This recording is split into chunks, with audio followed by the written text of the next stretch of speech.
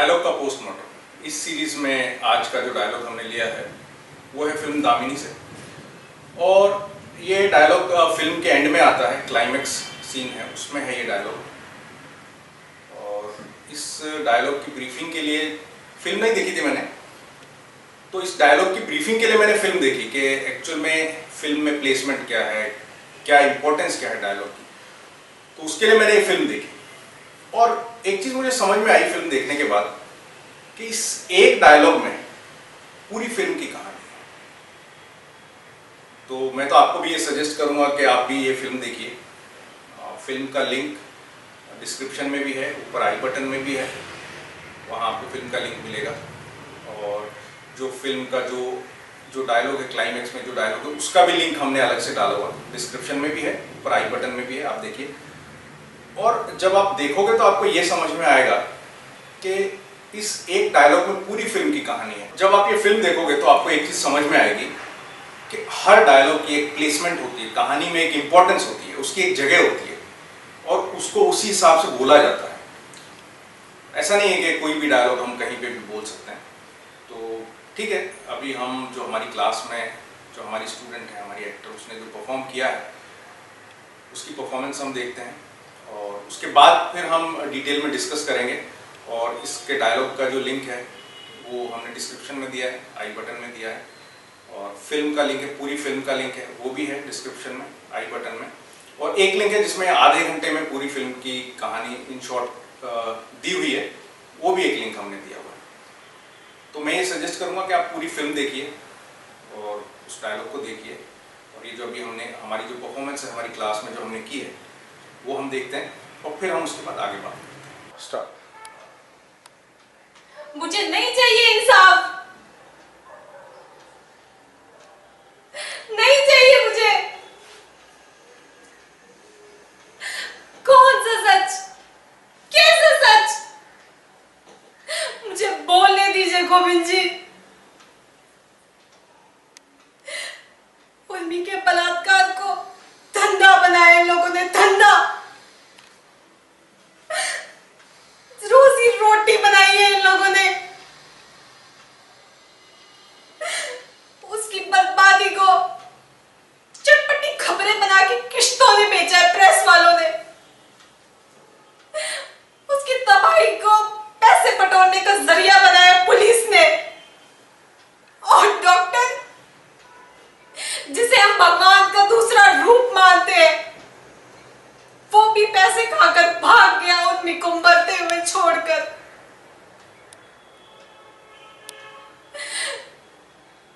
गिद्धों से भी बदतर है ये लोग, जो इंसान को नोच नोच कर खाते हैं। ढोंगी है, फरेबी है। ऐसे इंसानों में नहीं साबित करनी मुझे सच्चाई, नहीं साबित करनी।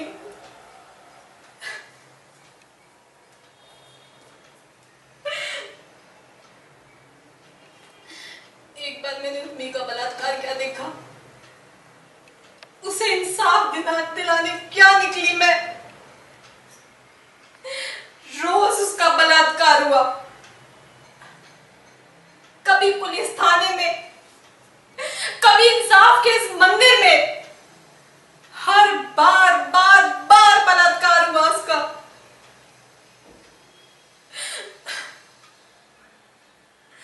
हाथ कहाँ थे, हाथ कहाँ थे? कंधों पर या छाती पर, कमर पर या घुटनों पर? ये सवाल जरूरी थे, पर किस तरह पूछे गए थे मुझसे? और जब ऐसे गंदे और घिनौने सवाल मुझसे पूछे जा रहे थे तो क्यों नहीं उठी कोई आवाज? कहां थे वो भाई जो राखी पहन के अपनी बहन की रक्षा करने निकलते हैं? क्यों आ चुकी हुई है सबकी नजरें? उस दिन तो सबकी नजरें मुझ पर गड़ी हुई थी जब चड्ढा साहब मेरी बेइज्जती कर रहे थे। क्यों चड्ढा साहब? घुटनों के ऊपर के हिस्से को जांघे कहते हैं ना, ये मैं भी जानती हूं। अब मैं आपसे पूछती हूं, गर्दन के नीचे के हिस्से को छाती कहते हैं। आप थोड़ा कम सुनते हैं ना? अब मैं जोर से बोलती हूँ, चीख चीख के बोलती हूँ ताकि आप साफ साफ सुने।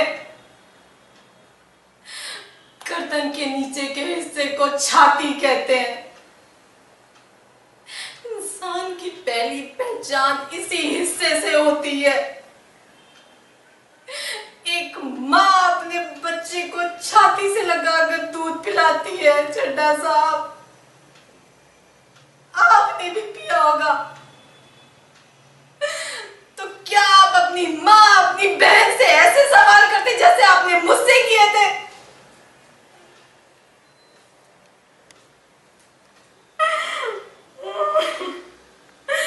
नहीं बाबा, नहीं, मुझे ऐसे लोगों में नहीं साबित करनी सच्चाई। मैं अपना ये केस वापस ले रही हूं। कम से कम मूर्ति की आत्मा को तो शांति मिलेगी। आप मुझे वापस भेज दीजिए पागल खाने। शायद मेरी वो ही जगह है। मैं पागल हूं मैं पागल। मुझे यहाँ से वापस भेज दो जैसा, वापस भेज दो। तो ये आपने परफॉर्मेंस देखी। तो सबसे पहले हम बात करेंगे कैरेक्टर के ऊपर। कैरेक्टर क्या है? कैरेक्टर जो ये मीनाक्षी शेषाद्री है, इसका कैरेक्टर है दामिनी, जो मेन हीरोइन है, मेन कैरेक्टर है। और वो जो कैरेक्टर है, उसने एक लड़की उर्मी, जिसका रेप हुआ, बलात्कार हुआ, वो अपनी आंखों से देखा, उसकी आई विटनेस, और ये उस लड़की को जस्टिस दिलाने के लिए निकलती है। और इस पूरी कहानी में उसको दबाने की कोशिश की जाती है, उसकी आवाज़ को दबाने की कोशिश की जाती है। पुलिस भी उसका साथ नहीं देती, प्रेस भी उस खबरों को, उन खबरों को अपने हिसाब से बना के बेचती है। डॉक्टर भी साथ नहीं, कोई मतलब उसका साथ नहीं देता है, हर तरह से उसके साथ उसको दबाया जाता है। बट ये हार नहीं मानती है और एंड में जाके उस लड़की को उसको इंसाफ दिलाती है। तो ये तो हुआ कैरेक्टर। अब सिचुएशन क्या है? सिचुएशन कोर्ट का सीन है, क्लाइमैक्स है, और यहाँ पे दामिनी का इंतजार किया जा रहा है। इससे पहले क्या हुआ है कि दामिनी को पागल खाने भिजवा दिया गया, उसको पागल साबित करने के लिए। हर तरह से उसको टॉर्चर किया जाता है, हर तरह से उसको दबाने की कोशिश की जाती है। और दामिनी के आने से पहले यही चल रहा है कि दामिनी नहीं आएगी, लेकिन वो आ जाती है। आने के बाद जब कोर्ट का माहौल देखती है, बहस होती है, बातचीत होती है, तो वो ये कहती है कि नहीं, मुझे इंसाफ नहीं चाहिए, नहीं चाहिए मुझे इंसाफ, क्योंकि यहाँ तो सब तो बिके हुए हैं। कोई तो किसी को नहीं पड़ी है कि वो एक लड़की का बलात्कार हुआ है, उस लड़की का जो बलात्कार हुआ उसके बाद हर जगह उसका बलात्कार हुआ। मतलब पुलिस ने उस केस को अपनी तरीके से कैश करने की कोशिश की, प्रेस ने उसको अपनी कमाई का जरिया बनाया, डॉक्टरों ने अपनी कमाई का जरिया बनाया, और यहाँ अदालत में भी बार बार उसका बलात्कार हुआ। कैसे कैसे सवाल पूछे गए। मतलब ठीक है, वो सवाल पूछने जरूरी थे, लेकिन किस तरीके से पूछे गए। तो आखिर वो कहती कि नहीं, मुझे नहीं, इंसाफ नहीं चाहिए, मुझे छोड़ दो, मैं पागल हूँ। मैं मतलब एक्सेप्ट कर लेती कि नहीं, मुझे जाने दो, मैं पागल हूँ।